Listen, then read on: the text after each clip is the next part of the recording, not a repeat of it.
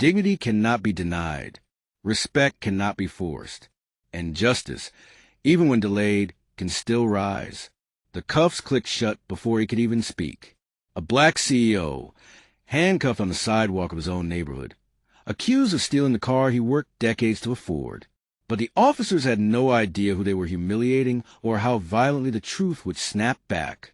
This is the story of Marcus, who was humiliated for being black. Please don't forget to click the subscription button to our channel. A click takes us a step closer to the truth.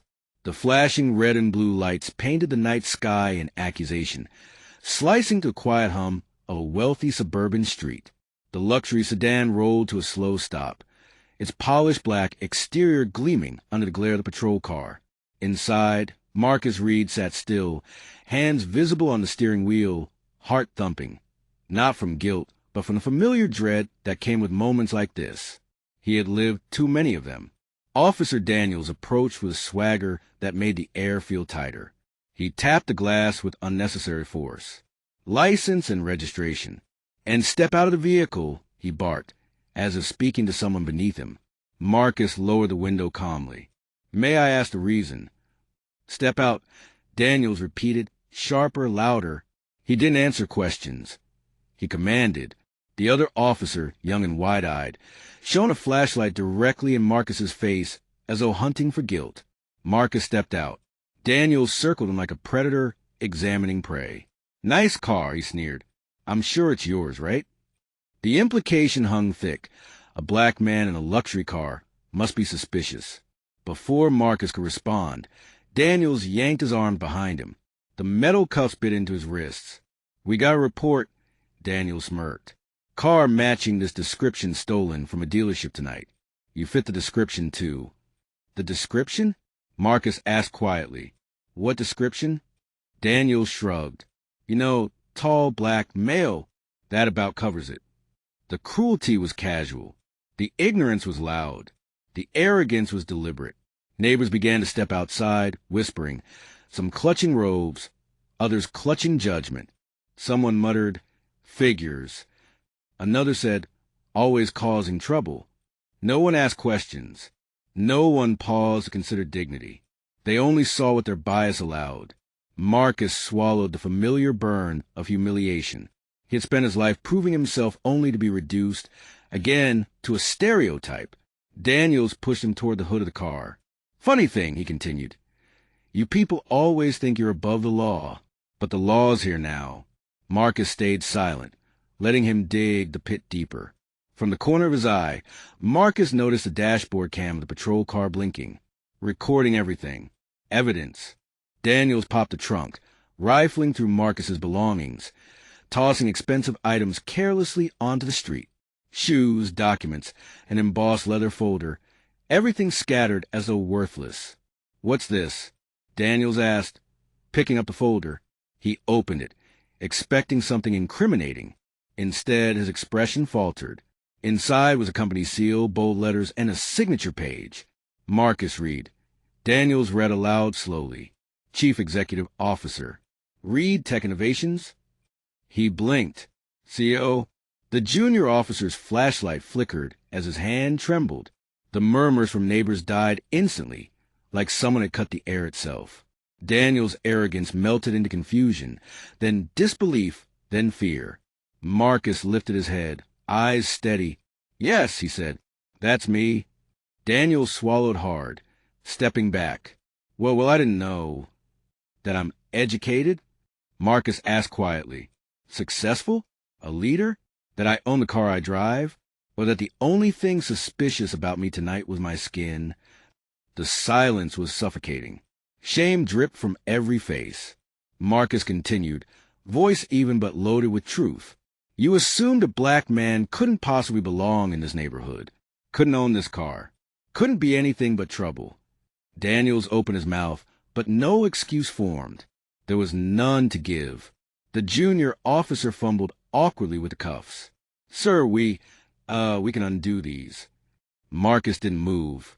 "No, leave them on," he said. "Let the record show exactly how you treated me. Let the camera capture this moment." The senior officer froze. The power dynamic had shifted completely. The man he tried to degrade now stood taller than both of them combined, and the blinking camera bore witness. Marcus finally spoke again, voice firm and resonant. This isn't just about me.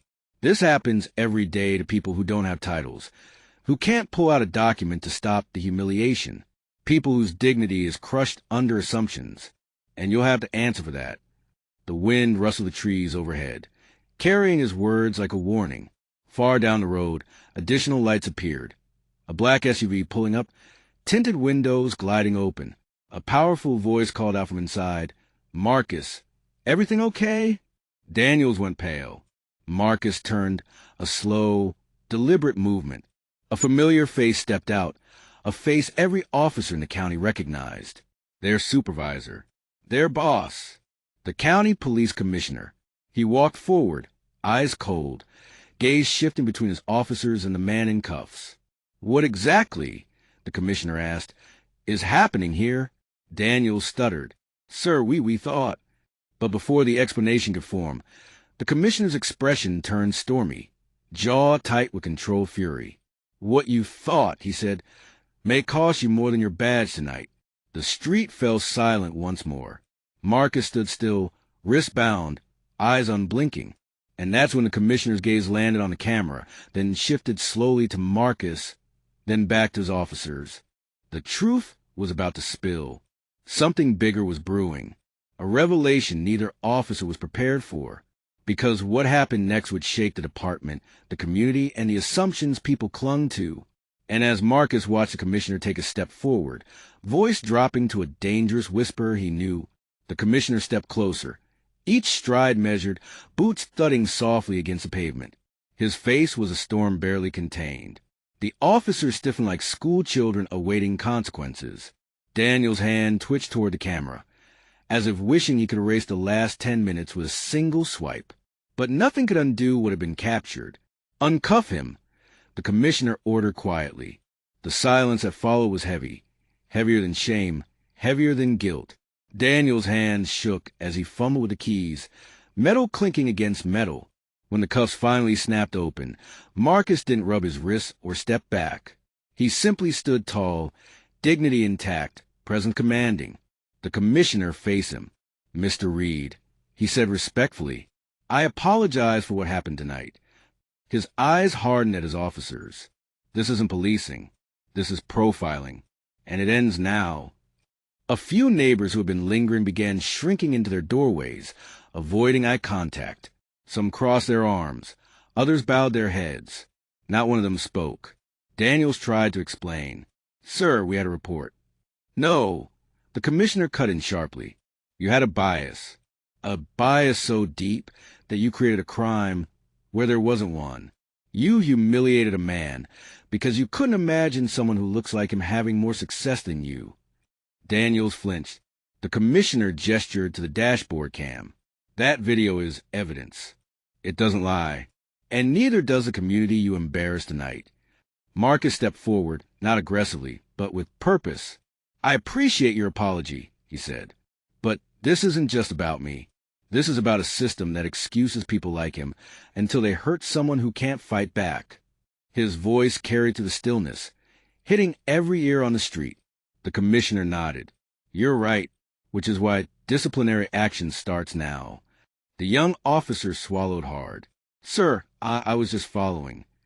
"You followed," the commissioner said, "but you didn't think, and you didn't question. That may save your job tonight, but it won't save your conscience." The officer's face reddened. Marcus glanced at the scattered items on the ground.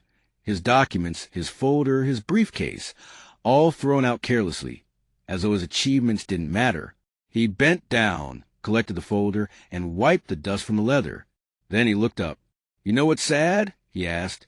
"I've been stopped before. I've been questioned before. And each time, I've had to convince someone that I'm worthy of basic respect." Daniels swallowed hard. "We didn't mean—" "Intent doesn't erase impact," Marcus interrupted. Another silence. This one stabbed deeper. Then the commissioner said quietly, "Mr. Reed, the mayor is expecting you tomorrow morning for the community meeting. I'd like you to share what happened here, if you're willing." Daniels turned sharply. The mayor? Marcus nodded slowly. I was on my way to finalize some documents before that meeting. My company is sponsoring a new youth tech program for the city. He looked directly at Daniels. A program designed to give opportunity to kids who grow up being told they'll never succeed. Daniels looked away. Power, Marcus continued, isn't about controlling people. It's about elevating them. That's what leadership looks like. The commissioner sighed deeply. I wish every officer had that mindset. A siren wailed in the distance. The night air cooled. The atmosphere shifted from tension to reflection. Then Marcus turned to Daniels and the younger officer. Tomorrow morning, he said, I want both of you at that meeting. Daniels blinked. Us? Why would? Marcus smiled, not cruelly, but knowingly, because you need to hear the stories of those you judge. You need to face the young minds you underestimate.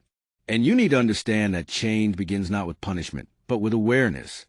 The commissioner nodded respectfully. He's right. And then, unexpectedly, Daniel's stiff posture faltered. His voice cracked. Not much, but enough. Sir, Mr. Reed, I'm sorry.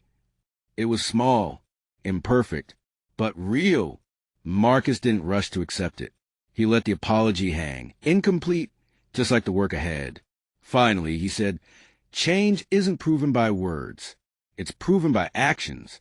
Show me something better. The commissioner stepped back toward his car. We'll see you in the morning, Marcus. Marcus nodded. Good night. As Marcus drove away, this time with no flashing lights behind him, the camera's blinking red light faded into the darkness. The street returned to silence. But something had shifted, something impossible to unsee. Because tonight proved a truth that resonated far beyond that quiet street. Dignity cannot be denied. Respect cannot be forced. And justice, even when delayed, can still rise. And as Marcus disappeared into the night, the message lingered in every mind left in the silence. Never judge a person by the skin they wear, but by the humanity they carry. And if this story moved you, if it reminded you why dignity, equity, and justice matter, don't let it end here. Drop a comment with your thoughts. Hit that like button to push this message further. And subscribe to the channel so we can continue sharing powerful stories that spark reflection and change. Your engagement helps the truth travel farther. Your voice matters.